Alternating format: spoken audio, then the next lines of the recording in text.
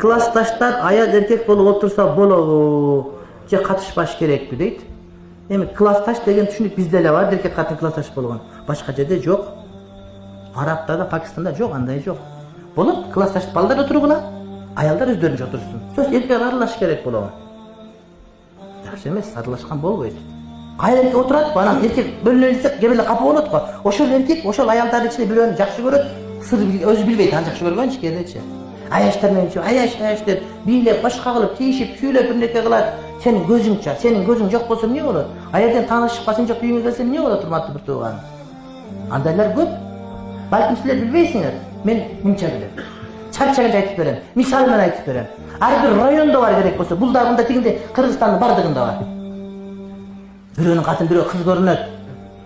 Бирөөнүн эркеги, бирөө алпамыш көрүнөт, эмелечи. Өзү путу сасып бир алпамыш көрүнө берет. Бугачы, деп турган. Болбойт ал нерсе.